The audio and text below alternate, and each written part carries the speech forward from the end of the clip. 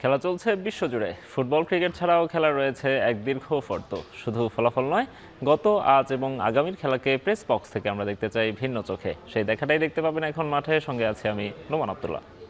দর্শক, দেখছিলাম ক্রীড়াঙ্গনের আজকের দিনের গুরুত্বপূর্ণ খবরাখবরগুলো। বাংলাদেশ ক্রিকেট বোর্ডের পরিচালনা পর্ষদের নির্বাচন শেষ হয়েছে। সেই নির্বাচনে তামিম ইকবাল অনিয়মিতভাবেই সভাপতির চেয়ারে বসেছেন, জয় পেয়েছেন অন্যান্যরাও।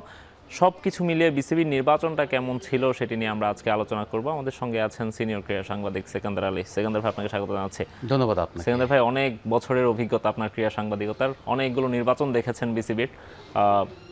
গতকালকে নির্বাচনটা কেমন দেখলেন, কেমন কাটলো আপনাদের? শুনলাম বেশ ভালো আপ্যায়নও হয়েছে আপনাদের, বেশ ভালো ভাবে কাভার করার সুযোগ আপনারা পেয়েছেন। অভিজ্ঞতা জানাবেন।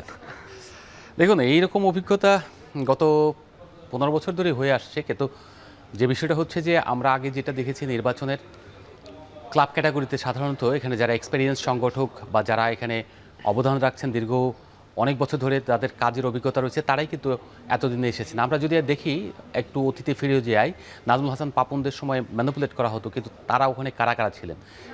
আপনারা হানিফ ভুইয়া, ওনাদের মতো সংগঠক যেমন ছিলেন, যারা ক্লাবে ডোনেট করেন, অবদান রাখেন, ক্লাবের সঙ্গে সর্বসময় ক্রীড়াঙ্গনের একটা সংশ্লিষ্টতা থাকে, তারাই কেবল এখানে এসেছেন ম্যাক্সিমাম ক্ষেত্রে ক্লাবের জায়গা থেকে। আবার ধরেন মঞ্জুরুল কাদের, যিনি আপনার ধানমন্ডি ক্লাব এখন যেটা, সেই জায়গা থেকে তিনি কিন্তু ফুটবলের সংগঠক হলেও ক্রিকেটে এসেছিলেন, কিন্তু তিনি সংগঠক, যিনি ফুটবলের সেই এইতে থেকে এই স্বাধীনতার পূর্ব থেকেই তিনি ফুটবলের সঙ্গে জড়িত।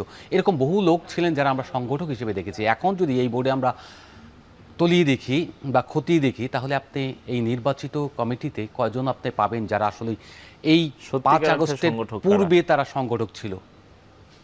আপনি শুধুমাত্র ফাহিম সিনহা, তামিম ইকবাল টাকা পয়সা দিচ্ছেন ক্লাবে গত কয়েক বছর ধরে, তিনি অনেক টাকা খরচ করেন। প্রথম ক্যাপ্টেন যিনি ক্রিকেটার হিসেবে এখানে ক্লাব পরিচালনা করে টাকা পয়সা দিয়ে এসছেন তামিম ইকবাল। এবং যদি ইয়ের কথা বাদ দেন, আপনার ক্লাব ক্যাটাগরিতে ফাহিম সিনহার কথা বাদ দেন, আর মাসুদুজ্জামান মোহাম্মদানের, এছাড়া আপনি কয়জনকে নিয়ে আসবেন যারা এই যে সব কিছু দেখছি, সব রাজনৈতিক ব্যক্তিত্বের ছেলে, কারো ভাই, কারো আত্মীয় স্বজন, তো তারা কি কখনো আসলে এই ক্লাবগুলোতে ছিলেন? 5 আগস্টের পরে সব ক্লাবগুলো দখল হয়েছে এবং তারা এই দখলদারিত্বের মাধ্যমে কিন্তু তারা এখানে সংগঠক হয়ে গিয়েছেন। আমি মনে করি যে এইখানে আরও বেশি একটু স্বচ্ছ থাকলে, এবং যদি যারা অভিজ্ঞ লোক, যাদের আসলে ক্লাবে চালিয়েছেন এবং দুর্দিনে যারা ক্লাবের সঙ্গে ছিলেন, তাদেরকে একটু মূল্যায়ন করলে ভালো হতো। এইভাবে যদি চলতে থাকে তাহলে আমরা যেটা পূর্বে অতীতে দেখেছি সেই রকম একই হবে। দেশে যে সময় এক সময় দেখেছি আমরা, কোনো মানুষ, কোনো সংগঠক আওয়ামী লীগের বাইরে ছিল না, সব আওয়ামী লীগার হয়ে গেছিলেন, ফুটপাতের দোকানদার থেকে শুরু করে ক্রীড়া সংগঠকদের সবাই। এই তেমনি এখন বিএনপি হয়ে যাচ্ছেন কিংবা জামাত হয়ে যাবেন। এইরকম যে ক্ষমতা থাকবে সেই দলের যদি হয়ে থাকেন এবং তাদেরকেই আসতে হবে, এরকম যদি একটা ম্যানিপুলেশন তৈরি হয়, তাহলে কিন্তু ইন ফিউচারে বাংলাদেশের কোনো সেক্টরে, স্পোর্টসের সেক্টরগুলো খুব একটা ভালো থাকবে না। যারা আসছেন ক্ষমতার বলেই তো ওই ক্লাবের পজিশনগুলো তারা পেয়েছেন, তাছাড়া তো পাওয়ার কথা না, অথবা অর্থবিত্ত দিয়ে কিনে নিয়েছেন। তো প্রকৃত সংগঠক যারা কোথায়? তারা কি সবাই হারিয়ে গেলেন? না এই ক্লাবগুলোতে যেখান থেকে তারা কাউন্সিলর হয়ে তারা ভোট নিয়ে এলেন, সেগুলো আওয়ামী লীগের ক্লাব ছিল, হয়তো এই কারণে হয়তো দখল নেওয়া সহজ হয়েছে, অথবা সেখান থেকে তারা এই অবস্থানটা তৈরি করতে পেরেছেন। তবে এখানে অনেক সংগঠক অপেক্ষিত, সেই তাদেরকে অন্তত কিছু এক্সপিরিয়েন্স গাইড নেওয়া উচিত। আপনি সবসময় সবাইকে উপেক্ষা করলে খুব ভালো হয় না। আমি আগেও বলেছি আপনার এই মঞ্চে দাঁড়িয়ে যে তারেক রহমান যখন তার মন্ত্রী পরিষদে সিনিয়র এবং অভিজ্ঞ লোকদেরকে নিয়ে তিনি একটা কাজ করছেন, রাষ্ট্রকে পরিচালনা করছেন, আপনি যদি স্পিকার থেকে শুরু করেন, অর্থমন্ত্রী বলেন কিংবা আপনার স্থানীয় সরকার মন্ত্রী বলেন, সব জায়গায় কিন্তু অভিজ্ঞ লোক। সেই জায়গায় ক্রিকেট অভিজ্ঞতা এবং তারুণ্য দুটোর মিশেলই থাকা দরকার কোনো ক্ষেত্রে। তো ক্রিকেট বোর্ডে কেন সব তরুণ হতে হবে? অভিজ্ঞতাদের কোনো মূল্য নেই? তার মানে সব ছুঁড়ে ফেলে দাও, যত বয়স্ক লোক বা অভিজ্ঞ লোক আছে সব বঙ্গোপসাগরে নিয়ে ফেলে দাও, সব তরুণরা এখন দেশ চালাবে, আর কিছু না, আমরা সব কিছু করবো, আর অভিজ্ঞ যারা রয়েছে তারা কিছু করবে না। এটা হতে পারে না। আমরা মনে করি যে সব কিছুর মিশেল যদি হয়, তাহলে অভিজ্ঞরা তাদের অভিজ্ঞতা শেয়ার করবেন, আর তরুণরা তাদের স্পিরিট দিয়ে কাজ করে তারা অভিজ্ঞ হয়ে উঠবেন, এবং বাংলাদেশ ক্রিকেট বলেন বা যে কোনো সেক্টর বলেন, সেটাকে তারা এগিয়ে নেবেন। রাইট। সেকেন্দার ভাই, আমরা একটু গতকালকে কারা কারা নির্বাচিত হয়েছেন সেটি আমরা যেমন জানি, আপনিও জানেন, তারপরে একটু দেখতেও চাই। ক্লাব ক্যাটাগরি 1 যেটি ছিল, যে জেলা বিভাগীয় ক্রীড়া সংস্থা যেটা, সেটা থেকে কারা নির্বাচিত হয়েছেন, ক্লাব ক্যাটাগরি থেকে কারা নির্বাচিত হয়েছেন সেটি আমরা দেখতে পাচ্ছি। তামিম ইকবাল, ফাহিম সিনহা, মাসুদুজ্জামান, রফিকুল ইসলাম বাবু, এই নামগুলো চারজন কিন্তু ঠিক আছে, উপরে চারজন একেবারেই ঠিক বেশ, আছে। হ্যাঁ, তারা সংগঠক, ক্রিকেটার, ক্রিকেট পরিচয়, ক্রিকেটিং ব্যাকগ্রাউন্ড সবই তাদের আছে। এরপর থেকে সাইদ ইব্রাহিম আহমেদ, যিনি আমরা এগুলি জানি তো কার ক্লাব আমরাও জানি, অতীতে কোথা থেকে এসেছে, কিভাবে ক্লাবগুলোকে এখন হস্তগত হয়েছে আমরা সবাই জানি। এই যে দুজনকে দেখেন, তারা কি আগে কখনোই ক্রিকেটের কোনো ক্লাবের সঙ্গে কিংবা কোনো জেলা পর্যায়ে ক্রিকেটের সঙ্গে আমরা সম্পৃক্ত দেখেছি? দেখিনি। এখন তারা ভালো ছেলে বলে বা তাদের অন্য জায়গায় বা ইউনিভার্সিটিগুলিতে অভিজ্ঞতা রয়েছে বলে হয়তো তারা এনেছে, কিংবা সরকার সংশ্লিষ্ট সুবিধা নেওয়ার জন্যই হয়তো বাংলাদেশের ক্রিকেটকে এগিয়ে নেওয়ার জন্য হয়তো তাদেরকে এনেছে। তার পরবর্তীতে যদি পরবর্তী যে অন্য এই ক্লাব ক্যাটাগরি থেকে অন্য যারা নির্বাচিত হয়েছেন তাদেরকেও আমরা একটু দেখতে পারি। সেখানেও আমরা যদি দেখি যে মির্জা ইয়াসির আব্বাস আছেন, এই যে সবগুলি ধরেন এখানে রাজনৈতিক পরিবারের ম্যাক্সিমাম যদি আমরা সন্তানদের কথা চিন্তা করি, ইয়াসির মোহাম্মদ ফয়সাল, ধানমন্ডি স্পোর্টস ক্লাব, এই ধানমন্ডি স্পোর্টস ক্লাবটা কার ছিল তা আমরা তো জানি, সুন্দর ক্লাব, এখান থেকে শেখ জামাল ক্লাব ছিল যেটি। এই যে লাস্টের যে ভদ্রলোক, তিনিও কিন্তু একজন ব্যবসায়ীর ছেলে এবং একটা কোম্পানির মালিক, চিটাগং থেকে এসেছেন। এই একটা যদি আমি বাদ দিই, কিন্তু ওখানে আর যারা রয়েছেন তাদের মধ্যে থেকে উপরে যদি যারা ম্যাক্সিমাম কিন্তু আপনার দেখেন পলিটিক্যাল সংশ্লিষ্ট, আপনার আসিফ রাব্বানি, তিনি তার বাবা ছিলেন আপনার যেখানে বগুড়ার সাবেক এমপি, এবং পরবর্তীতে আবার আরেকজন দেখলাম আমরা কুমিল্লার যে এমপি রয়েছে লাকসাম ৯ আসনের, তার এমপির ছেলে তো ফয়সাল। ডক্টর যিনি আছেন তিনিও কিন্তু ড্যাবের নেতা। সব কিছু মিলিয়ে যদি আমরা চিন্তা করি তাহলে পুরো রাজনৈতিক একটা বলয় তৈরি হয়েছে এখানে। তবে হ্যাঁ, সব মত পথ সবাইকে নিয়ে যদি আপনি একটা সংগঠন তৈরি করেন এবং সেই সংগঠনের আউটপুট কিন্তু ভালো হয়, এবং মত ঐক্য যেমন থাকবে, মতানৈক্যের সঙ্গে মতবিরোধও থাকতে হবে। মতবিরোধ না থাকলে সেখানে কোনো কিছুই হয় না। আপনি জি হুজুর, মানে হুজুরের মত চমৎকার, অমৎকার, যদি এরকম হয়ে যায়, যদি এরকম হয়ে যায় ইন ফিউচারে, এরকম যদি সবাই একমতে থাকে, তাহলে কিন্তু সেই সংগঠনে কখনোই ভালো কিছু হওয়ার সম্ভাবনা কম থাকে।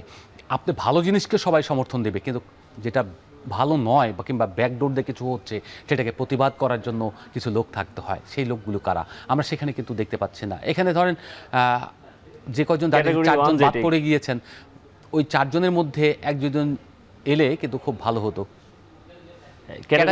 ক্যাটাগরি 1 তো আপনার 7 জন যে জিতে গিয়েছে আগে, মিনহাজুল আবেদিন নান্নু, তিনি তো সাবেক ক্রিকেটার এবং ন্যাশনাল অধিনায়ক হিসেবে তাকে আমরা রেসপেক্ট করি, কিন্তু তারও কিন্তু রাজনৈতিক ব্যাকগ্রাউন্ড না থাকলে তিনি এখানে আসতে পারতেন না। তার মামা কিন্তু আমির, মানে চাচা বা মামা এরকম একটা আত্মীয় আমির খসরু, যে কারণে কিন্তু এখানে উনি সম্পৃক্ত হতে পারছেন। আদার দেন কিন্তু বহু ক্রিকেটার কিন্তু দেশের রয়েছে। তবে হ্যাঁ, যেটা করতে এই যে ডিভিশনগুলো থেকে এখানে অনেক বিএনপির ক্রীড়া সংগঠক রয়েছেন।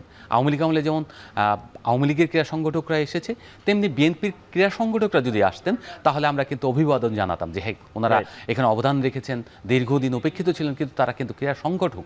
তো সেই তারা প্রান্তিক পর্যায়ে স্পোর্টসম্যানদের তুলে আনার কাজটা করেছেন। এরকম যেমন সজল সুইমের একসময় সেক্রেটারি ছিলেন, আগের বিএনপি যখন 2001 সাল থেকে 6 সাল পর্যন্ত ছিল, তিনি কিন্তু কাউন্সিলর থেকে রাজশাহী থেকে বা তো এরকম লোকদের আনতে পারতেন। এখন সুইমিং হলে যে ক্রিকেটে কাজ করতে পারবে না তা কিন্তু নয়, সংগঠক তো কাজ করার অভিজ্ঞতা এরকম অনেকেই রয়েছে। কিন্তু না, আমরা দেখছি পদাধিকার বলে এমপির ছেলে, এমপির ভাই, এমপির ভাতিজা, এরকম বা কিংবা ভাগিনা, কারণ মামাও শুনছি, অ্যানির মামা যিনি লক্ষ্মীপুর থেকে এসেছেন। তো এরকম যদি হয় তাহলে আপনার আসলে কখনোই খুব একটা সুশৃঙ্খল বা আমরা যেটা বলি গণতন্ত্রায়ন, সেই রকম কিন্তু হবে না। একটা প্রতিষ্ঠান তখনই আপনার একটা সুশৃঙ্খল এবং গণতন্ত্রায়ন হয় যখন আপনি অন্যদেরকেও একটু সুযোগ দেবেন। আপনি নেন, আপনি 25টা পদের মধ্যে আপনি 10টা নেন, আপনি 15টার মধ্যে 5টা অন্যকে ছেড়ে দেন, আর 10টা ব্যালেন্স করেন। একদম সংগঠক যারা কিংবা একেবারে নিউট্রাল যারা, তাদেরকে নেন, অসুবিধা তো নাই। তারা তো আপনার মতের বিরুদ্ধে যাবে না। রাইট। সেকেন্দার ভাই, আরেকটা ব্যাপার হচ্ছে এই যে যারা পরিচালক নির্বাচিত হয়েছেন তাদেরই একজন ইলেকশনের আগের দিনই আমাদের এই স্টুডিওতে এসেছিলেন। তিনি বলছিলেন যে আমরা যখন তাকে বারবারই এই রাজনৈতিক সংশ্লিষ্টতার প্রশ্ন করছিলাম, তিনি বলছিলেন যে রাজনৈতিক লোকদের মানে যে কোনো ফেডারেশনে বা সংস্থায় আসা দরকার, এই কারণে যে কারণ হচ্ছে ডোনেশনের ব্যাপার থাকে, অ্যাডমিনিস্ট্রেশনের ব্যাপার আছে। মানে একটা ক্রিকেট বোর্ড তো শুধুমাত্র মাঠে ক্রিকেট খেলা না, এটা তার যুক্তি, মাঠে ক্রিকেট খেলা না, সঙ্গে অন্যান্য প্রশাসনিক ব্যাপারগুলো আছে, পৃষ্ঠপোষকতার ব্যাপার আছে, নানা যুক্তি তিনি দেখাচ্ছিলেন। আপনি যেটা একটু আগে বলছিলেন যে রাজনীতি সংশ্লিষ্ট হতেই পারেন, কিন্তু তার সাংগঠনিক ব্যাকগ্রাউন্ডও যদি থাকতো সেক্ষেত্রে এটি নিয়ে প্রশ্ন তোলার সুযোগটা নিশ্চয়ই কম থাকতো, বা যারা সংগঠন করেছেন সেক্ষেত্রে রাজনৈতিক পরিচয় আছে দেখেই কি তাদেরকে আসলে মানে ওভারপ্লে করে দেওয়া যায়? অবশ্যই না। রাজনৈতিক ব্যক্তিত্ব বা রাজনৈতিক পরিচয় থাকলেও তিনি কি যতটা আশা করা হয় ততটা কি হয়? আমরা বাংলাদেশে তাহলে প্রত্যেকটা ফেডারেশনে তাদেরকে বসিয়ে দিলে বাংলাদেশের খেলাধুলাকে তারা অনেক উপরে নিয়ে যেতে পারতেন। বাংলাদেশ ক্রিকেট বোর্ডে কেন আসছেন? তারা খোখো, তারপরে আপনার কী করেছে কাবাডি, অন্য ফেডারেশনগুলি কেন যান না? কারণ হচ্ছে লুক্রেটিভ। তারা এখানে এসেছেন, এখানে প্রচার পাবেন। আর একটা ব্যাপার হচ্ছে এখানে প্রচুর অর্থ রয়েছে, অর্থ ভাণ্ডার দেখে তারা এসেছেন।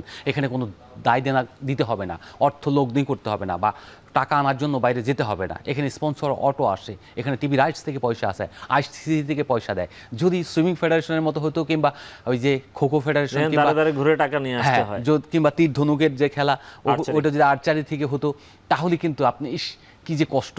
এই ফেডারেশনে কেউ আসে, হকির মতো জায়গা হতো, যেটা 2 বছরে একটা লিগ হয় না, এইরকম জায়গায় দেখতাম, তাহলে আমরা বুঝতে পারতাম হ্যাঁ আপনারা যোগ্য সংগঠক এবং আপনারা আসলেই মানে গুড মোটিভ নিয়ে আপনারা এসেছেন। কিন্তু আপনারা এসেছেন কোথায়? বাংলাদেশের সবচেয়ে লুক্রেটিভ ফেডারেশন ক্রিকেট বোর্ডে। আপনারা যদি সেখান থেকে না গিয়ে ওইসব জায়গা থেকে আসতেন, তাহলে আমি সাধুবাদ জানাতাম, হ্যাঁ ধন্য ধন্য বলে করে দিতে পারতাম। আমি না, শুধু বাংলাদেশের সবাই আপনাদেরকে জানাতো। আমি আবারও বলছি, বিএনপির বহু লোক রয়েছেন যারা সাবেক খেলোয়াড়, সাবেক ক্রীড়া সংগঠক, যারা ন্যাশনাল টিম আন্তর্জাতিক প্রতিনিধিত্ব করেছেন, তারাও কিন্তু বিএনপির অনেক রয়েছেন, মতাদর্শে না শুধুমাত্র সরাসরি সম্পৃক্ত, তাদেরকে আপনি ইনভলভ করতে পারতেন। কিন্তু তারা কিন্তু আসার সুযোগ পায়নি। আপনার যেটা আমি বললাম যে ডিভিশনগুলিতে রয়েছে এরকম অনেক সংগঠক যারা পোর খাওয়া দিনের পর দিন ওখানে ক্রীড়া সংগঠক, তারা কেন আসতে চায়? তারা এই জায়গাটায় আসবে বলে কিন্তু ওই প্রান্তিক পর্যায়ে মনের খোরাক থেকে টাকাগুলি জোগাড় করে। এখানে টাকা কয়টা আপনি জোগাড় করবেন? বরঞ্চ ক্রীড়া সংগঠক হয়ে যদি যেসব বিএনপি নেতা আসতো, তারা আসলে টাকাটা জোগাড় করতে পারতেন বেশি, স্পন্সর আনার ক্ষেত্রে তারা করতে পারতেন বেশি। আপনার সবাই কিন্তু ওই যে একটা স্পন্সর কোম্পানিতে গিয়ে টাকা আনতে পারবে না। এমন না যে বাংলাদেশের এখানে চাঁদা দিয়ে আপনার চালাতে হয়। আপনি ক্লাবের চালানোর ক্ষেত্রে যারা ব্যবসায়ী যদি হতো, বড় ব্যবসায়ী, কেন ব্যবসায়ীদেরকে আমরা প্রেফারেন্স দেই যে প্রত্যেকটা ফেডারেশন কিংবা প্রতিষ্ঠানে একজন করে ব্যবসায়ী থাকলে বড় প্রতিষ্ঠানের, তখন তারা যে ডোনেশনটা করতো, ধরেন আমরা এখানে আপনাদের কোম্পানির কথা যদি বলি, কিংবা অন্য সালমান ইস্পাহানির কথা আমরা জানি, এরকম আরও 20টা কোম্পানি আছে যাদের মধ্য থেকে যারা আসলে ক্রিকেটের সঙ্গে জড়িত। যারা ধরেন ইস্পাহানি সাহেবের কথাই, চিটাগংয়ে তার ক্রিকেট ডেভেলপমেন্টের জন্য তাকে যদি আপনি সুযোগ করে দেন, তার থেকে ভালো সংগঠক হতে পারে না, তার থেকে ভদ্রলোক হতে পারে না। তো আপনি কাকে দিচ্ছেন? তো এরকম অনেকেই রয়েছেন। নিউট্রাল জোন থেকে আপনার কিছু লোক নিয়ে আসতে হয়, যারা অভিজ্ঞ, ফেলে দিতে হয় না, সেটা আপনি দেন না। তারা কিন্তু ব্যবসায়ী, এখানে ব্যবসায়ী কয়জন আছেন? মাসুদুজ্জামান একটা মোহামেডান ক্লাব চালাবেন, কিন্তু অন্য 10টা ক্লাব চালাতে পারবেন না। আপনি যারা এখন ক্লাবগুলি নিয়েছেন, তারা চালাবেন হলো ছাপোসাভাবে 5 লাখ 10 লাখ টাকা দিয়ে। একটা ক্লাবের ওই লিগগুলোকে প্রফেশনালিজম আনার জন্য আমরা তো অলরেডি ব্রাদার্স ইউনিয়নকে দেখছি যে কি করছে। তারা আছে, তারা ক্রিকেটারদের টাকা দেন না, যে কারণে ক্রিকেটাররা খেলা থেকে বয়কট করেছেন। বাংলাদেশের ক্রিকেটের ইতিহাসে প্রথম ঘটনা ঘটেছে, যারা পারিশ্রমিক বা সম্মানী না পেয়ে তারা কিন্তু খেলা থেকে বিরত থেকেছেন, এবং তারা বেলা 11টা পর্যন্ত মাঠে ছিলেন কিন্তু ম্যাচ খেলেননি। এই থেকে ন্যাক্কারজনক ঘটনা আর হতে পারে না। তার মানে হচ্ছে, আপনি যতই বলেন রাজনৈতিক ব্যক্তিত্বের দরকার, রাজনৈতিক ক্রীড়া সংগঠকদের দরকার, রাজনৈতিক নেতার ছেলে কিংবা রাজনৈতিক নেতার দরকার নেই। রাজনৈতিক নেতা থাকবে, রাজনীতি করবেন। তারা ওখানে গিয়ে বাংলাদেশের টপ লেভেলের থেকে তারা রাষ্ট্র পরিচালনার দায়িত্ব পালন করবেন। কিন্তু স্পোর্টস তারা ওখান থেকে ওভারলুক করেন।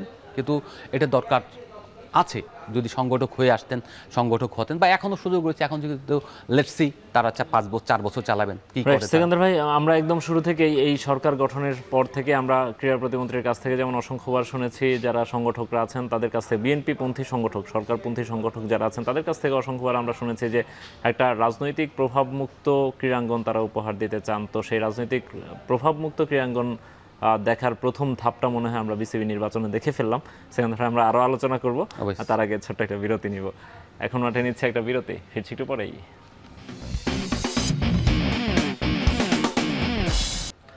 দর্শক, বিসিবি নির্বাচন নিয়ে কথা বলছে, আমাদের সঙ্গে আছেন সিনিয়র ক্রীড়া সাংবাদিক সেকেন্দার আলী। সেকেন্দার ভাই, রাজনৈতিক প্রভাবমুক্ত ক্রীড়াঙ্গন কতটুকু আমরা পাচ্ছি, তার একটা আমরা যেটা বলছিলাম বিরতিতে যাওয়ার আগে, তার একটা চেহারা মনে হয় আমরা দেখে গেলাম এই বিসিবি নির্বাচনের মাধ্যমে, নাকি?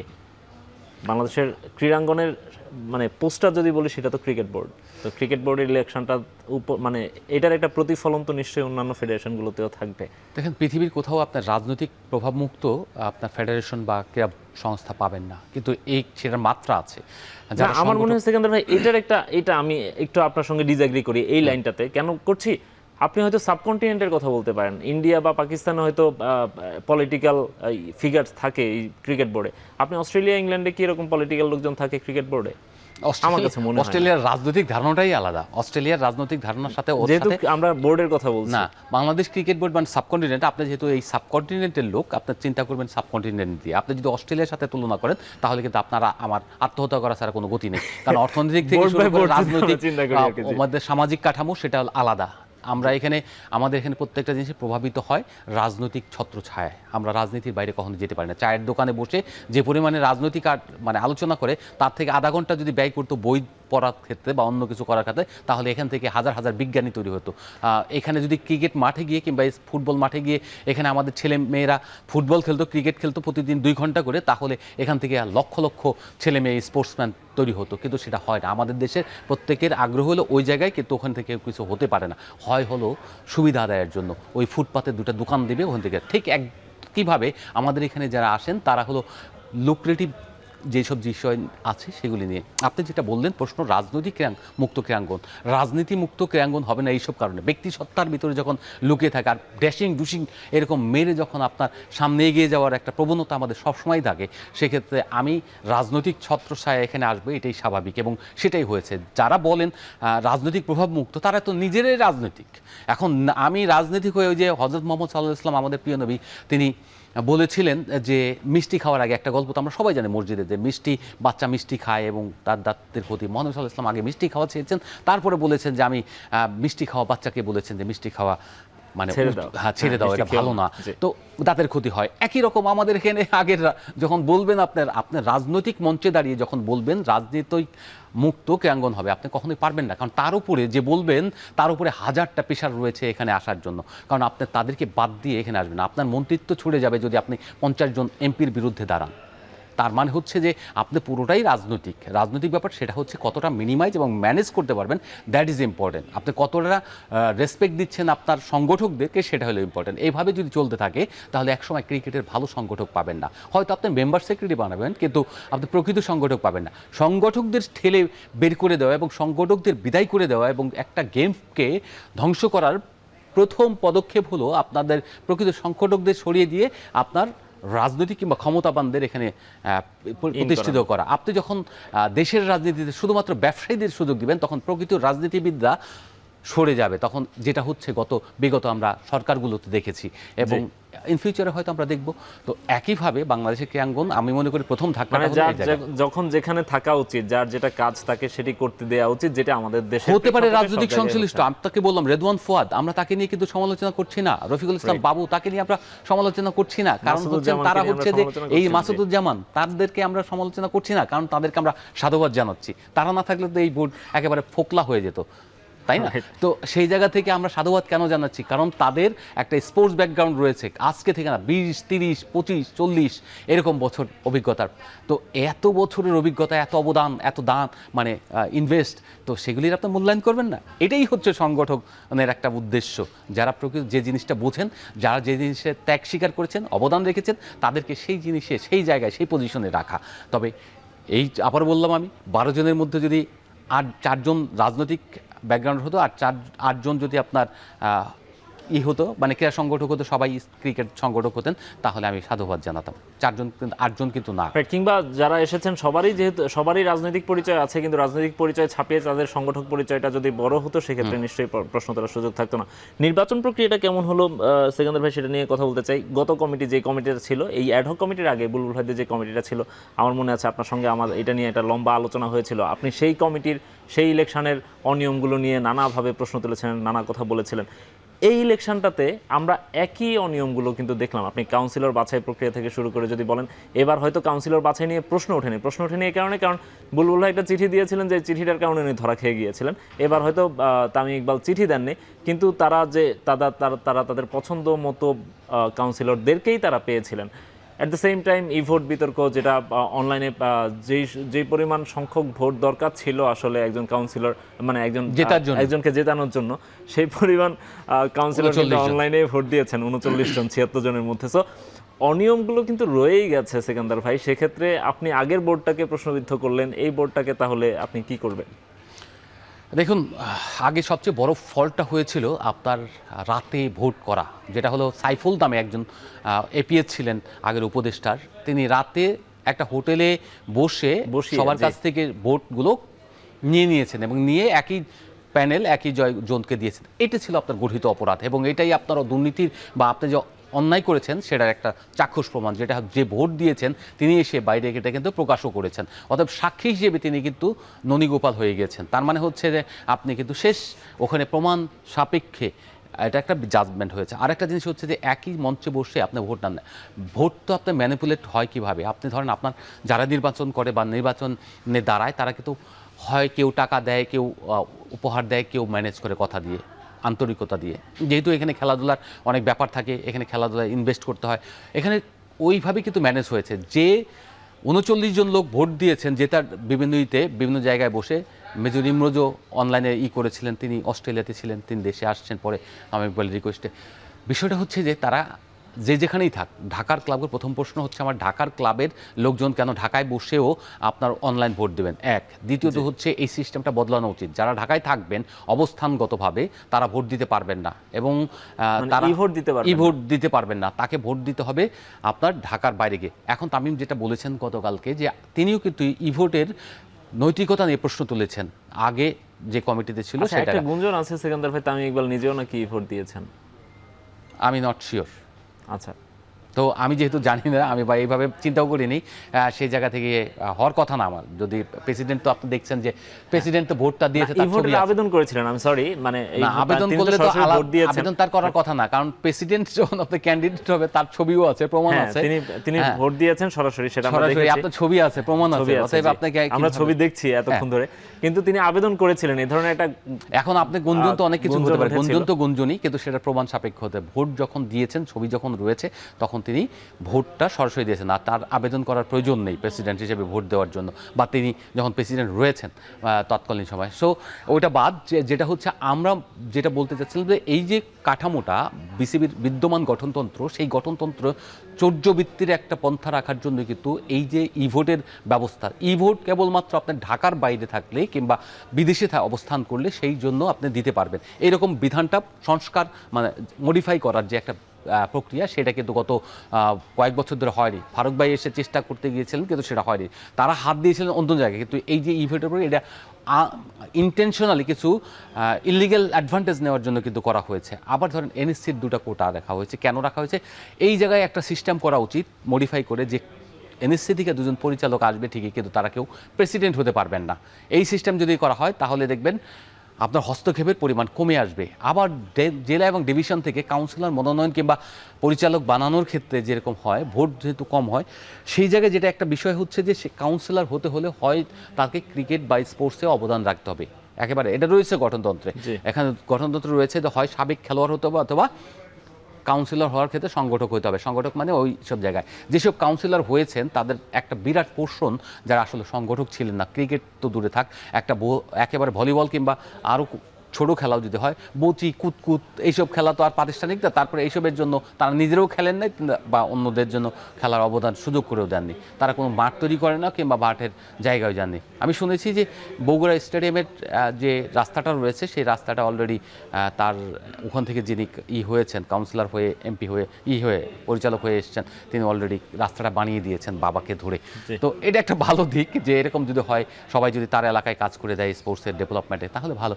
তো আপনি যে জিনিসটা জানতে চাচ্ছিলেন, যে ই ভোট বিতর্ক, ই ভোটের বিতর্কের এবার একটা বড় সুবিধা হয়েছে, আপনি তো ম্যানেজ করবেনই, যেখান থেকে ভোট দেখ, বাড়ি থেকে ভোট দেখ কিংবা ইত্যাদি, একটা জায়গায় বসে এরকম ম্যানিপুলেট ডাইরেক্ট হস্তান্তর হয়নি। এটা একটা পজিটিভ দিক, যে কারণে এটা এনশিওর করবেন কিভাবে? ম্যাক্সিমাম লোক তো বিভিন্ন জায়গা থেকে ভোট দিয়েছে। আপনি ধরেন ম্যানেজ করার ক্ষেত্রে তো ম্যানেজ তো করতে হবে, ভোট নেওয়ার ক্ষেত্রে ভোট মানে একসঙ্গে বসে যে 15 জন বা 10 জন ভোট দেননি, তার প্রমাণ কি? তার প্রমাণ হলো যে আপনি জোন দেখলেই পাবেন। ম্যাক্সিমাম হলো যে আমি যে কিছু কিছু লোক অন্তত দেখছি, জানি যে বিদেশে রয়েছেন কে কে, কয়েকজন বিদেশে ছিলেন, ইমরোজ ভাই থেকে শুরু। ইমরোজ ভাই কোনো ওরকম লোক না যে আপনি বলবে যে আমার কাছ থেকে জোর করে উনি ভোটটা নিয়েছেন। না, ইমরোজ সাহেবটা আরো ধরেন এই প্রশ্নটা আমরা নির্বাচন কমিশনারকেও করেছিলাম। হ্যাঁ। আর তিনি যেটি বলেছিলেন যে পরিচালকদের উপর বা কাউন্সিলরদের উপর আস্থা রাখা ছাড়া সেক্ষেত্রে আসলে কিছু করার না, নেই। এখন আপনি, আমি তো প্রথম আপত্তি আপনাকে জানালাম যে ঢাকার ক্লাবের লোকজন কেন ঢাকায় বসে আপনি ভোট Online-এ দিবেন, ভোট আপনি দিবেন। অনলাইনে জি। আপনি ভোট দিবেন, এসে সশরীরে উৎসব মুখর পরিবেশ তৈরি করবেন। আপনার জন্য স্টেডিয়াম সাজানো হয়েছে, আপনার জন্য মঞ্চ প্রস্তুত করা হয়েছে। আপনি ই ভোট দেওয়ার অর্থ হলো আপনার অনৈতিক উদ্দেশ্য রয়েছে। আপনি আগে থেকেই পাশ করিয়ে দেওয়ার জন্য এই কাজটা করবেন। কাল আমি এই প্রশ্নটা করেছিলাম, আমি যখন প্রেসিডেন্ট তামিম ইকবাল বসলেন সংবাদ সম্মেলনে, তখন আমি কোশ্চেনটা করেছিলাম যে এই যে ই ভোটের ব্যবস্থাটা এগুলো এবং বিদ্যমান গঠনতন্ত্রে আরও কিছু লুফল্ট রয়েছে এবং দুর্বলতা রয়েছে, সেগুলোকে আপনি মডিফাই করবেন কি না। এর প্রাসঙ্গিক আর একটা কথা হয়েছিল, যারা তদন্ত করে কিছু সুপারিশ করেছিলেন সেই সুপারিশগুলো বাস্তবায়ন করবেন কিনা। উনি বলেছেন যে এগুলি আমরা অবশ্যই কাজ করব। এই ভোট একটা বিধান রাখার অধিকার, ঠিক আছে অধিকার, কিন্তু সেটা কোন জায়গায়, টেরিটরি ঠিক করে দেওয়া উত্তম। টেরিটরি ঠিক না করলে আপনার ক্লাবের লোকজন, ঢাকার ক্লাব, ঢাকার জায়গা, আর আপনি ঢোল বাজাবেন ঢাকা ঢাকা, আর যায় আপনি কুলি করবেন ওখানে অন্য জায়গায় গিয়ে, এটা তো হতে পারবেন না। ঢোল যখন বাজাবেন তখন আপনি ঢাকায় বসে ঢাকার বাংলাদেশ ক্রিকেট বোর্ডে যাওয়ার অবশ্যই আপনার ভোটটা ওখানে দিতে হবে। এজিএম হলে তখন আপনি উপস্থিত হতে পারেন, তখন বা অন্য যখন সুযোগ সুবিধা থাকে, আপ্যায়ন থাকে, তখন আপনি আসতে পারেন, কিন্তু আপনি ভোট দিতে আসতে পারবেন না। এটা খুবই গর্হিত অপরাধ। এটা একেবারে সিগনিফিকেন্ট। এটা যে কেউ বলবেন, একটা শিশুও বুঝবে যে এইখানে ম্যানিপুলেট করার জন্য এই বিধানটা রয়েছে। কিন্তু তামিমরা পরিবর্তন করতে পারবেন না, বিকজ অফ নির্বাচিত কমিটি ছাড়াই এই এসজিএম করে এটা পরিবর্তন। একেবারে যদি কোনো একটা বিশেষ জরুরি অবস্থা করতো বা এনএসসি বলতো, সব কিছু মিলে যদি বলতেই করতো, তাহলে পূর্বের যে কাউন্সিলর ছিল তাদের মাধ্যমে এটা পরিবর্তন করতে হতো। ফলে ওই রিস্কটা কেউ নেয়নি। পরিবর্তন করতে গেলে তার দেখা গেল পূর্বে কারা কাউন্সিলর ছিলেন সেগুলি তো আমরা সবাই জানি, সেই ম্যানিপুলেট হওয়ার একটা আর একটা ম্যানিপুলেট হওয়ার চান্স থাকে, মানে গণতান্ত্রিক পরিবেশ থাকে না, সেই কারণে এটা হয়নি। এখন যারা আসবে তারা যদি নৈতিক হন এবং ভালো হন, আশা করি তামিম ইকবালের কাছ থেকে আমরা এই সাটাটা পাবো। এবং এখানে সিরাজউদ্দিন মোহাম্মদ আলমগীর আছেন, যিনি একটু প্রতিবাদী স্বভাবের, এবং তাকে আমরা জানি তিনি এগুলি করতে অভ্যস্ত।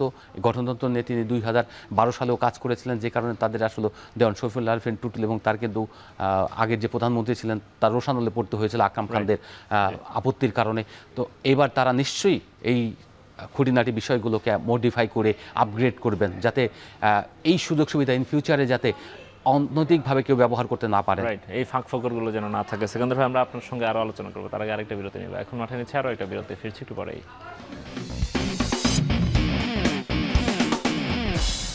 বিসিবি নির্বাচন নিয়ে কথা বলছিলাম। সেকেন্দ্র ভাই, গঠনতন্ত্র সংশোধনের কথা আসছিল, যেহেতু গঠনতন্ত্রে নানা রকম ফাঁক ফোকর রয়ে গেছে, সেইগুলো নিয়ে বিস্তর আলোচনা আমরা এর আগেও এই মঞ্চে করেছি, নানা রকম লেখালেখি আপনারাও নিশ্চয়ই করেছেন, সবাই করেছে, সব গণমাধ্যমে আসছে। প্রথম দিনে আমরা নির্বাচিত কমিটির কাছ থেকে দেখলাম একজন ভাইস প্রেসিডেন্ট করা হয়েছে। গঠনতন্ত্র নাকি বলছে দুজন ভাইস প্রেসিডেন্ট থাকা উচিত দুটো ক্যাটাগরি থেকে। প্রথম দিনেই কি তামিমের কমিটি সেটি ভায়োলেট করলেন কিনা? তারা আলোচনা করেছেন, এটা তামিম উত্তর দিয়েছেন যে তারা বোর্ডে আলোচনা করেছেন এবং আলোচনা করে পরবর্তীতে তারা আরেকজন ভাইস প্রেসিডেন্টের ব্যাপারে ডিসিশন নেবেন। এখন যারা রয়েছেন তাদের অনেককে চেনেন না, অনেককে জানেনও না। তার মানে প্রেসিডেন্ট যখন চেনেন না, তারা সংগঠক কী লেভেলের সেটা আপনি আমি সবাই বুঝতে পারছি। তো সেই জায়গা থেকে একটু সময় তো নেওয়া উচিতই, একটু সময় নিয়ে করলে বরঞ্চ বেটার। আর এখানে একেবারে যে দিতেই হবে এরকম কোনো বাধ্যবাধকতা নেই। আমরা তো ভাইস প্রেসিডেন্ট ছাড়াই চলেছে আরও আগের আপাপনের আমাদের। সেটিও নিশ্চয়ই গঠনতন্ত্র ভায়োলেটই করেছে। তো গঠনতন্ত্র ভায়োলেট তো সব জায়গায় হচ্ছে, আমরা তো আর এইভাবে দেখছি না। প্রথমত গঠনতন্ত্র ভায়োলেট তো ওই জায়গায় হয়ে গেছে যেখানে জেলা এবং বিভাগীয় ক্রীড়া সংস্থা থেকে যখন কাউন্সিলর মনোনয়ন দেওয়া হয়েছে এবং যেখানে সংগঠক এসেছেন, সাবেক ক্রিকেটার অথবা একজন ক্রীড়া সংগঠক হিসেবে যাদের অভিজ্ঞতা রয়েছে, এই জায়গার রুলসটাকে ভায়োলেট করা হয়েছে। যারা আসছেন তারা কতজন আপনি দেখেন ক্রীড়া সংগঠক কিংবা আপনার সাবেক ক্রিকেটার, তারা কিন্তু কেউ নন। তো যখন না, তখন আপনি কি বলবেন? সাবেক ক্রিকেটার বলতে যে এখন রুবেলরা আসছেন, এই যে প্রেসিডেন্টের কোটায় যেগুলি আপনার কাউন্সিলর হয়েছেন তারা এখানে সাবেক ক্রিকেটার। আর ক্লাব ক্যাটাগরি বাদ দিলাম আমি, জেলা ও বিভাগীয় এই জায়গায় তার বিভাগ থেকে একজন সাবেক ক্রিকেটার বা একজন সাবেক, যদি ফুটবলারও এখানে আসতেন তাও আমি বুঝতাম, কাউন্সিলর হয়ে আসতেন তাও বুঝতাম যে ওনার খেলাধুলার অভিজ্ঞতা রয়েছে। কিন্তু সেই জায়গায় কতজন রয়েছে? পারভেজ আমরা দেখেছি, তার ছাড়া আর কয়জন আছে? আমরা খুব একটা দেখিনি। তো এইসব জায়গায় অনেক পরিবর্তন আনা উচিত, পরিশীলিত হওয়া উচিত, না হলে কিন্তু হবে না। আর ভাইস প্রেসিডেন্টের যেটা হচ্ছে সেটা তামিমকে আসলেই সময় দেওয়া উচিত, কারণ তামিম যেহেতু আমরা সবাই জানি যে এখানে সবাই পরিচিত না, এবং কার কী অভিজ্ঞতা আছে, কার কী কতটা যোগ্যতা রয়েছে এই সাংগঠনিক দক্ষতা পালন করার জন্য, এবং তিনি এই ওয়েটটা নেওয়ার মতো কিনা সেটাও বোঝার ব্যাপার রয়েছে। তো আমার মনে হয় একটু বোঝার সময় দেওয়া উত্তম। গঠনতন্ত্রের যে ফাঁকফোকরগুলো রয়েছে, অনিয়ম করার যেসব সুযোগগুলো রয়েছে, সেই সুবিধাটুকু সর্বোচ্চ তারা ব্যবহার করেছেন। আর যেখানে হচ্ছে তাদের মনে হয়েছে যে গঠনতন্ত্র না মানলেও চলে, তারা সেটি ভায়োলেট করেছেন। অনেকটা ডোন্ট কেয়ার টাইপের একটা ব্যাপার নিশ্চয়ই দেখেছেন এই বোর্ডের মধ্যে, এই কমিটিটার মধ্যে, বা যারা নির্বাচন পরিচালনা করেছেন। নির্বাচন পরিচালনা যারা করেছেন তারা কিন্তু এখানে তাদের কিছু করার নেই, তাদেরকে একটা ওই নির্বাচন কমিশন বানিয়ে দিয়েছেন। কিন্তু যারা হচ্ছে যে নির্বাচনের পুরো প্রক্রিয়ার সঙ্গে জড়িত ছিলেন, যেটা তামিম ইকবাল অনেকেই সংবাদ সম্মেলনে বলেছেন, জেলা এবং ডিভিশন থেকে যখন কাউন্সিলর মনোনয়ন দেওয়া হয় কিংবা যারা এখানে নির্বাচিত হন, তাদের ব্যাপারগুলোতে আসলে এখানে ক্লাব ক্যাটাগরিতে যেভাবে আপনার একটা সমন্বিত করে একটা ম্যানিপুলেট করার জায়গা থাকে, ম্যানিপুলেট না, এখানে বলবো একটা প্রতিদ্বন্দ্বিতার পরিবেশ তৈরি করা যায় এখানে, কারণ ক্লাবের ওদের রাজি করানোর ব্যাপার আছে, ডোনেশন দেওয়ার ব্যাপার রয়েছে। ডিভিশন বা জেলায় কিন্তু সেখানে থাকে না, সরকারি সরাসরি একটা প্রভাব থাকে। আমরা এনএসসি যেটাকে বলে থাকি, এনএসসি মানেই হলো মন্ত্রণালয়, এনএসসির চেয়ারম্যানই কিন্তু মন্ত্রণালয়ের এই মন্ত্রী, প্রতিমন্ত্রী বা মন্ত্রী। তো সেই ক্ষেত্রে আপনার ওখানে কিন্তু একটা প্রভাব থাকবেই, ওই প্রভাবটা আপনি অ্যাভয়েড করতে পারবেন না। সেটা আমরা দেখতে পেয়েছি, এবং তামিম ইকবাল স্বীকারও করেছেন এখানে আমার কোনো হাত নেই। তাও যারা আসছেন তারা ওইভাবেই আসছেন। এখন ডিভিশন তো ডিসিরা করেন আপনার মনোনয়ন, যাদেরকে মনোনয়ন দেন কাউন্সিলর বলেন বা এই যে যারা নির্বাচন করবেন তারা ওইভাবে ডিসিরা মনোনয়ন দেন। মনোনয়ন দেওয়ার ফলে কে আছে, কার ক্ষমতা আছে যে ওই ডিসি বলতে যে ক্রীড়া ফেডারেশনের সভাপতি, এখন ওই জায়গায় পরিবর্তনগুলি আনা উচিত। ডিসিরা পদাধিকার বলে ক্রীড়া ফেডারেশন মানে জেলা ক্রীড়া সংস্থার সভাপতি হতে পারবেন না, তাকেও নির্বাচন করে আসতে হবে। ডিসিরা কেন হবেন, এসপিরা কেন হবেন? তাদের এত পুরস্কার, ওই সব জায়গায় পুরস্কার দিতে হবে কেন? আপনার মাঠ তাদের হাতে, তাহলে এনএসসি কী করে? মাঠ তো এনএসসির। এখন বলবেন যে সম্পদ তো সমস্ত সম্পদই তো রাষ্ট্রের এই লোকগুলো তো রাষ্ট্রের বাইরে না। আপনার রাষ্ট্রের কোনো সম্পদই তো আপনার একক ব্যক্তির সম্পদ না। তাহলে ডিসিদের কেন জেলা ক্রীড়া পরিষদের সভাপতি হতে হবে বা করতে হবে? পদাধিকার বলটা কেন দিয়ে রাখতে হবে? এই জায়গায় কেন একজন ক্রীড়া সংগঠক নির্বাচিত হয়ে নির্বাচনের মাধ্যমে আসবেন না? এই জায়গায় আগে পরিবর্তন করেন। আমি মনে করি গণতন্ত্রায়ন যদি করতে চান, আপনি বিএনপি সংগঠক কিংবা আওয়ামী লীগ সংগঠক যে সরকারি থাক, তাদের লোকই ওখানে আসুক, ক্রীড়া সংগঠক হয়ে আসুক, তারা লড়াই করুক, ওখানে তারা প্রতিদ্বন্দ্বিতা করুক, তাতে স্পোর্টসের ডেভেলপমেন্ট হবে। তো সেই ডেভেলপমেন্টগুলি নাই। আমরা চাই আমিনুল হক বলেন বা যারাই রয়েছেন এই সংশ্লিষ্ট, বাংলাদেশের যে প্রধানমন্ত্রী রয়েছেন তাদের প্রতি আমরা জানি আমাদের এই আলোচনা তাদের পর্যায়ে পৌঁছাবে না, কিন্তু আমরা আহ্বান জানাবো যে এইরকম একটা পরিবেশ তৈরি করেন, একেবারে ডিসিদের এখানে আসার দরকার নেই ভাই। ওখানে আপনারা একটু দয়া করে অন্তত ক্রীড়া সংগঠক হোক না, বিএনপির থেকে হলে সমস্যা কি? আমরা বিএনপি সংগঠকই আমরা চাই, অসুবিধা নেই, কিন্তু কাজ করে। আমরা দেখেছি না বিএনপি সংগঠকরা কতটা মরিয়া হয়ে কাজ করে, কতটা অবদান রাখে, মানে ক্রীড়াঙ্গনের পাশে থাকে। তো সেই জায়গায় আপনি কেন দিবেন না? আমরা চাই পরিবর্তন হোক। রাইট। সেকেন্দার ভাই, আরেকটা প্রশ্ন করতে চাই, ছোট করে উত্তর দিবেন। ফাহিম সিনহা যিনি সহসভাপতি নির্বাচিত হয়েছেন, তাকে আমরা গত কয়েকটা কমিটিতে, আমরা গত 2 বছরেই তো 4টা কমিটি দেখেছি। তার আগে যেটা লং টার্ম ধরে কমিটি চলছিল, মানে আওয়ামী লীগের শাসনামলে পাপন ভাইদের যে কমিটি ছিল, সেখান থেকে আমরা তাকে দেখতে পাচ্ছি তিনি বিসিবিতে আছেন। এটা কি একজন সংগঠক হিসেবে তার অ্যাচিভমেন্ট, নাকি হচ্ছে যে কোনো কমিটিতে বা যে কোনো রাজনৈতিক প্রেক্ষাপটে এই যে মিশে যেতে পারা, এটা নিয়ে সমালোচনা হচ্ছে? আমি ব্যক্তিগতভাবে আমি সংগঠক হিসেবে তার অ্যাচিভমেন্টও মনে করি আর কি। আপনি আসলে এটাকে কীভাবে দেখেন? দেখুন, উনি একজন ক্রীড়া মানে পরিবারের সন্তান, ক্রীড়া পরিবার মানে ক্রীড়া সংগঠক হিসেবে তার বাবা যেমন একটা নাম করা লোক ছিলেন, আপনি জেনে থাকবেন যে বাংলাদেশ ক্রিকেট বোর্ডের পরিচালক ছিলেন, এবং তার সঙ্গে বিপিএল এর গভর্নিং কাউন্সিলের একসময় চেয়ারম্যান ছিলেন। তো আব্দুল রহমান সিনহা, এবং বাংলাদেশের হকিতে যে পরিমাণে প্যাট্রন করেছেন, আবাহনী ক্লাবে যে পরিমাণে অর্থ দিয়েছেন তিনি, এটা কিন্তু আজ থেকে না, যখন আমি খেলোয়াড় ছিলাম, যার হকি খেলতাম, তখন থেকে আমি তাকে যেভাবে অবদান রাখতে দেখেছি।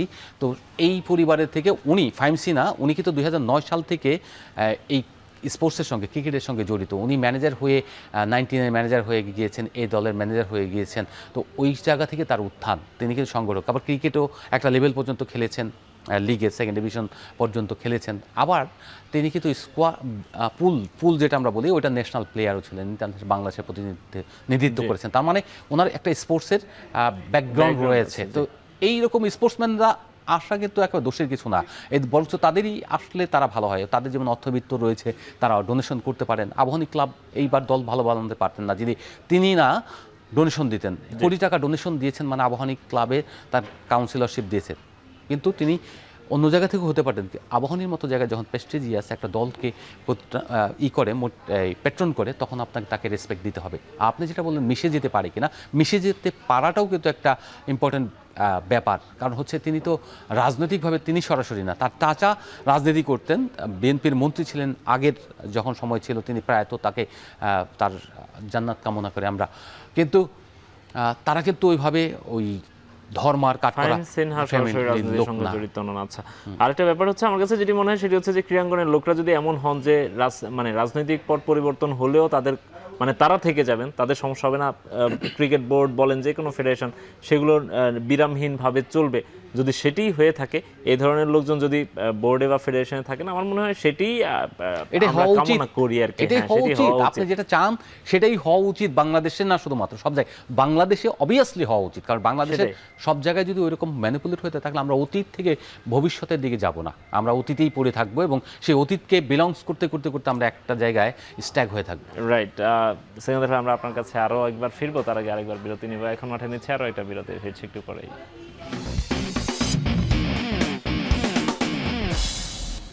বিরতির পর ফিরে এলাম আরও একবার, আপনারা দেখছেন এখন মাঠে। সিকান্দার ভাই, আমরা যেটি বলছিলাম যে রাজনৈতিক পরিচয়ের কথা নিয়ে আমরা ফার্স্ট পার্টে আলোচনা করেছি, আমরা ফাহিম সিনহার মতো অরাজনৈতিক লোকদের ক্রিকেট বোর্ডে আসা নিয়ে আমরা কথা বলছি।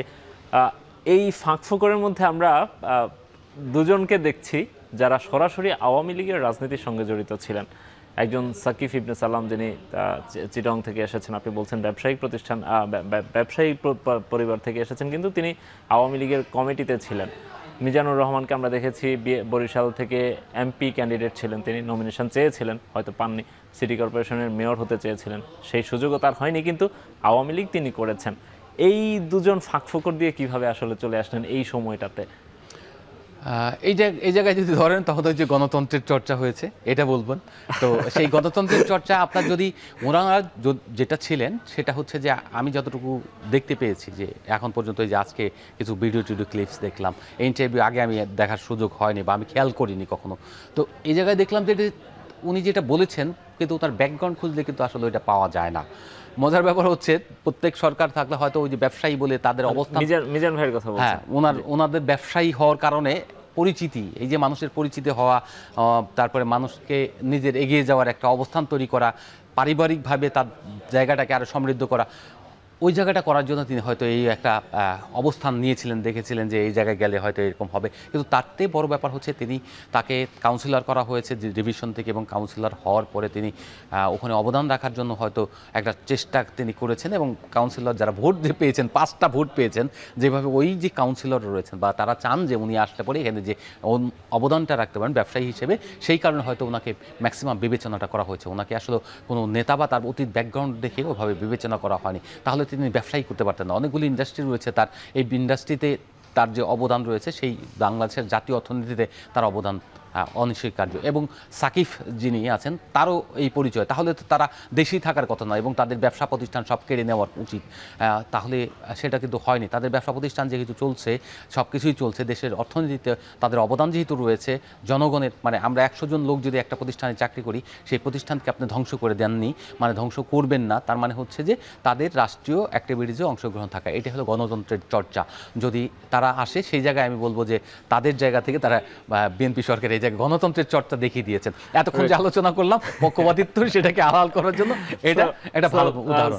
বাপের দোয়া ক্রিকেট বোর্ড থেকে গণতন্ত্রের একটা উদাহরণ কিন্তু তারা দিতে পারেন যে এই যে দেখেন আমরা কিন্তু করছি। এখন বলতে পারে যে যারা বিপ্লবী বা বিদ্রোহী তারা বলতে পারে যে না না এটা মানি না, ওদেরকে ওরা সব কিছু করতে পারবে না, নিষিদ্ধ। কিন্তু সেই নিষিদ্ধ তারা যদি দেশে থাকতে পারেন তাহলে দেশে নিষিদ্ধ করেন না কেন? কাইন্ডলি দেশেও নিষিদ্ধ করেন। তাহলে দেশে যখন থাকার অধিকার রয়েছে, ব্যবসা করার অধিকার রয়েছে, তাহলে রাজনৈতিক চর্চা করছে কিনা সেটা আপনি বিবেচনা করেন। রাজনৈতিক চর্চা না করলেই হবে। সে যদি এখানে ক্রিকেটের সংগঠন হিসেবে কাজ করেন তাহলেই করবেন। যে ইচ্ছে করতেই পারেন যে কোনো জায়গায়, প্রত্যেকটা জায়গায় এরকম লোক রয়েছে যারা আসলে সংগঠক, তারা অতীতে হয়তো একটা কিছু চেয়েছিলেন, সেটা হয়নি। এই জায়গায় হয়তো গণতন্ত্রের পরিচয় তারা দিয়েছেন। সেকেন্দার ভাই, একেবারে শেষ পর্যায়ে চলে এসেছে, ছোট্ট করে বলবেন এই কমিটিটা নিয়ে আসলে আপনি কতটুকু আশাবাদী? আমি আশাবাদী তামিম ইকবালকে নিয়ে। মানুষ গালি দিতে পারে বা অনেক কিছু বলতে পারে, কারণ তামিম ইকবালের ভীষণ অনেক মানে ক্লিয়ার তিনি কি করতে চান। ক্রিকেটের অবকাঠামোগুলো নিয়ে তিনি একেবারে প্রথম থেকে কিন্তু সোচ্চার ছিলেন। যখন আমরা দেখেছি এই ক্রিকেট কাভার করেছি এবং তিনি খেলোয়াড় ছিলেন, তখন থেকে বলতেন আমরা সবাই মিরপুরে পড়ে থাকি, মিরপুর শেরেবাংলা স্টেডিয়ামের একাডেমি মাঠ ছাড়া আর কোনো মাঠ নেই। 12টা প্রিমিয়ার লিগের দল ওখানে প্র্যাকটিস করে, অন্য দল এসে প্র্যাকটিস করে। নারী ক্রিকেটের খেলা হবে মিরপুর শেরেবাংলা স্টেডিয়ামে। তো এই জায়গা থেকে বেরোনোর জন্য প্রথম পদক্ষেপ হলো আপনার অবকাঠামোগুলো ডেভেলপ করার সুযোগ তৈরি দেওয়া। প্রত্যেক ডিভিশনে যদি আপনি স্টেডিয়ামগুলোকে প্র্যাকটিসের ফ্যাসিলিটি দেন এবং ওই ডিভিশনের ক্রিকেটাররা যদি ওই মাঠে যেতে পারে এবং প্র্যাকটিস করার পর জিম সুবিধা পায়, কিংবা আপনার অন্য যে আবাসন সুবিধাগুলি পায়, আবাসন দরকারও পড়বে না, যদি হোস্টেলও থাকে তো সেখানে ভাড়া দিয়ে পয়সা দিয়ে যদি তিনি থাকতে পারেন ক্রিকেটার, তাহলে তিনি কেউ কিন্তু ঢাকায় আসবে না। তখন তার জোনকে ওন করবে যে আমার জন্য এই ফ্যাসিলিটি আছে এবং আমার এই জোন থেকে ক্রিকেটারও বেশি বের হবে। সেই জায়গায় তামিমের ফোকাস, যেটা তিনি অলরেডি একটা একাডেমি, তার ড্রিম যেটা হচ্ছে একাডেমি না, আপনাকে হাই পারফরমেন্স সেন্টারকে তিনি পূর্বাচলে যেটা একটা নকশা রয়েছে সেটাকে বাস্তবায়ন করার জন্য অনেক উদ্যোগ নেবেন। আরেকটা জিনিস হচ্ছে তাকে কাজ করতেই হবে, প্রতিশ্রুতি যখন দিয়েছেন এবং অন্যরা যখন সাপোর্ট দিচ্ছে, কাজ যদি না করেন তাহলে কিন্তু পচে যেমন অন্যরা গিয়েছেন তাকেও যেতে হবে। হয়তো 4 বছর তাকে আমরা কেউ এখান থেকে বের করতে পারবে না বা আমরাই করি, কিন্তু তার যে ইটা রয়েছে, আমরা যেসব ডায়লগ শুনেছি সেই ডায়লগ সেটাই। হ্যাঁ, আমরা তামিমের কাছ থেকে বেশ কিছু লাস্ট একটা বিষয় হচ্ছে যে এখন সাপোর্টিভ যারা রয়েছেন তারা কতটা সাপোর্ট দিচ্ছেন সেটা হলো ইম্পর্টেন্ট, এবং মন্ত্রণালয় থেকে কতটা পাশে থাকছেন সেটাই। সেকেন্দার ভাই, আমরাও সেটাই আশা করবো। তামিম ইকবালের উপর আমাদেরও সবার প্রত্যাশা আছে। তিনি অনেকগুলো প্রতিশ্রুতির কথা বলেছেন, আমরা আশা করবো তিনি সেসব বাস্তবায়ন করবেন। সেকেন্দার ভাই, আপনাকে অসংখ্য ধন্যবাদ আমাদের সঙ্গে সময় দেওয়ার জন্য। শেষ করছি এখন মাঠের আজকের আয়োজন। এতক্ষণ সঙ্গে থাকার জন্য সবাইকে ধন্যবাদ।